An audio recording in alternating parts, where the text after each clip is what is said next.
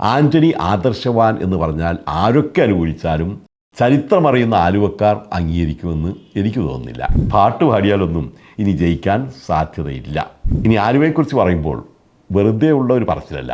ആലുവയുടെ വിധി ഇപ്പോൾ തന്നെ ഏതാണ്ട് ഉറപ്പിച്ച മട്ടാണ്. ആലുവ എന്ന് കേൾക്കുമ്പോൾ അത് UDFൻ്റെ ഉറച്ച ഒരു മണ്ഡലമാണ്. വളരെ നല്ലവനായിരുന്ന മുൻ KPCC പ്രസിഡന്റ് കൂടിയായിരുന്ന TO ബാവയാണ് അവിടുത്തെ ആദ്യത്തെ MLA.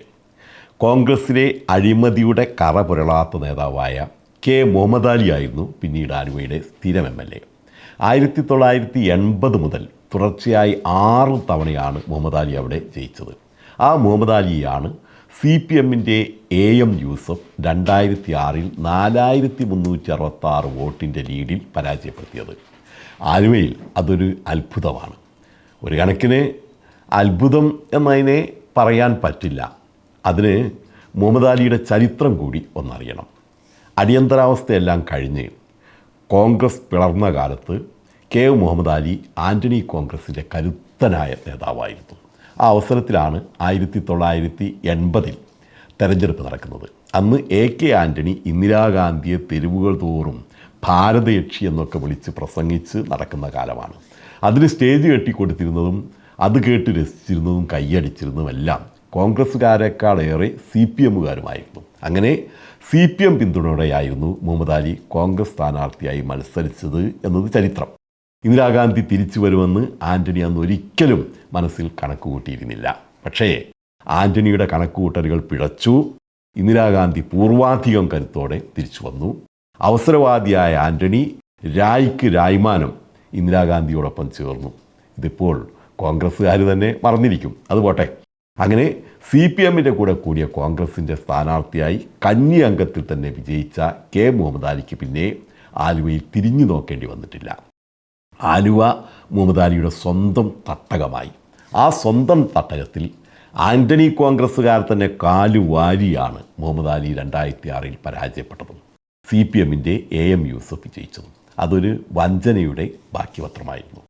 ആന്റണി ആദർശവാൻ എന്ന് പറഞ്ഞാൽ ആരൊക്കെ അനുകൂലിച്ചാലും ചരിത്രമറിയുന്ന ആലുവക്കാർ അംഗീകരിക്കുമെന്ന് എനിക്ക് തോന്നുന്നില്ല. കാരണം ആന്റണി മുഖ്യമന്ത്രി ആയിരിക്കുമ്പോഴാണ് ആലുവയുടെ സ്വന്തം നദി എന്ന് പറയാവുന്ന ആലുവയുടെ അഭിമാനമായ ആലുവാപ്പുഴ എന്ന് വിളിക്കുന്ന പെരിയാർ സ്വകാര്യവൽക്കരിക്കാൻ സർക്കാർ ഗൂഢനീക്കം നടത്തുന്നത്. ജനങ്ങൾ ഒന്നടങ്കം അതിനെ എതിർത്തപ്പോൾ മുഹമ്മദ് അലി സർക്കാരിനൊപ്പം നിന്നില്ല, പെരിയാർ സംരക്ഷണ സമിതിക്കൊപ്പം നിന്നു.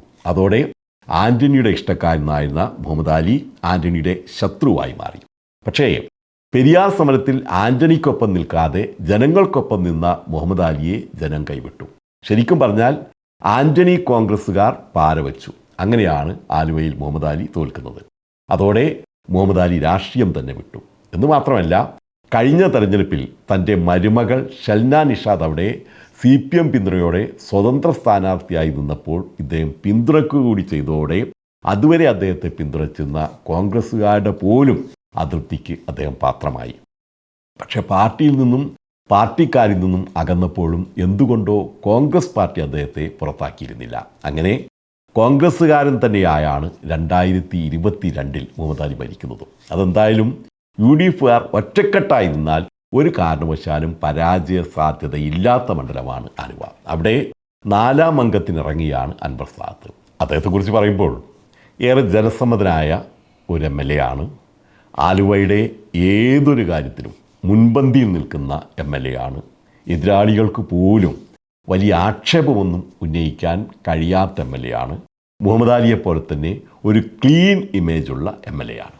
അതുകൊണ്ട് തന്നെ ഇത്തവണയും അവിടെ ആര് സ്ഥാനാർത്ഥിയാകും എന്ന കാര്യത്തിൽ കോൺഗ്രസിൽ ഒരു വീണ്ടും വിചാരത്തിന് കാര്യമേ ഉണ്ടായിരുന്നില്ല. അൻവർ സാദത്ത് തന്നെ. UDFനെ സംബന്ധിച്ച് അത് നല്ലൊരു തീരുമാനമായി എന്നാണ് എൻ്റെ ഒരു അഭിപ്രായം. CPMലെ അഡ്വക്കേറ്റ് AM ആരിഫാണ് അവിടെ ഇടതുപക്ഷ സ്ഥാനാർത്ഥിയായി എത്തുന്നത്. തലയെടുപ്പുള്ള നേതാവായ അദ്ദേഹത്തെ അരൂരിലോ ആലപ്പുഴയിലോ നിർത്താതെ എന്തിന് ആലുവയിൽ പരീക്ഷിക്കുന്നു എന്നെനിക്ക് എത്ര ആലോചിച്ചിട്ടും മനസ്സിലാകുന്നില്ല. ആരിഫ് നല്ല സ്ഥാനാർത്ഥിയാണ്, കരുത്തനായ സ്ഥാനാർത്ഥിയാണ്, അരൂരിൽ റെക്കോർഡ് ഭൂരിപക്ഷത്തിൽ വിജയിച്ച സ്ഥാനാർത്ഥിയാണ്. ഒക്കെ ശരിയാണ്. എന്നാലും ആരിഫ് വന്നാലൊന്നും അൻവർ സാദത്തിനെ മറച്ചിടാൻ ഒരു സാധ്യതയും ഞാൻ കാണുന്നില്ല.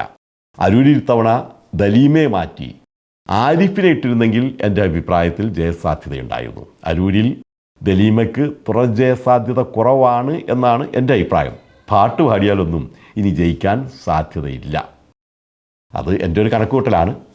ഇനി ആലുവയെക്കുറിച്ച് പറയുമ്പോൾ വെറുതെ ഉള്ള ഒരു പറച്ചിലല്ല, ആലുവയെ അറിഞ്ഞുകൊണ്ട് തന്നെ പറയുന്ന ഒരു പ്രവചനമാണ്. അരൂരല്ല ആലുവ. കാരണം ആലുവ മുനിസിപ്പാലിറ്റിയും ചെങ്ങമനാട്, ചൂർണിക്കര, എടത്തല, കാഞ്ഞൂർ, കിഴുമാട്, നെടുമ്പാശ്ശേരി, ശ്രീമൂലനഗരം പഞ്ചായത്തുകൾ അടങ്ങിയതാണ് ആലുവ.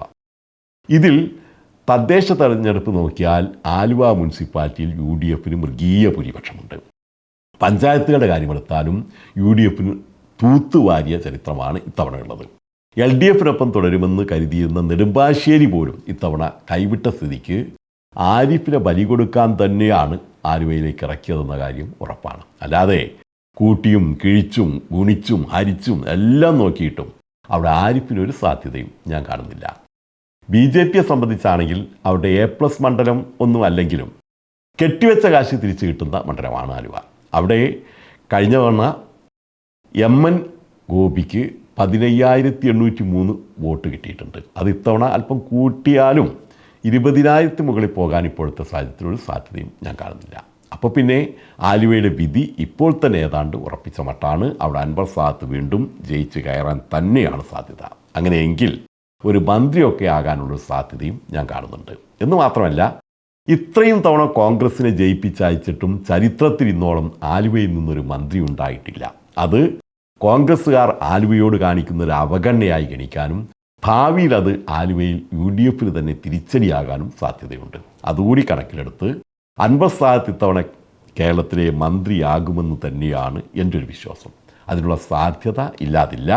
ഭാവി മന്ത്രിക്ക് അൻവർ സാദത്തിന് എൻ്റെ എല്ലാ ഭാവങ്ങളും ഇനിയെല്ലാം കണ്ടറിയാം.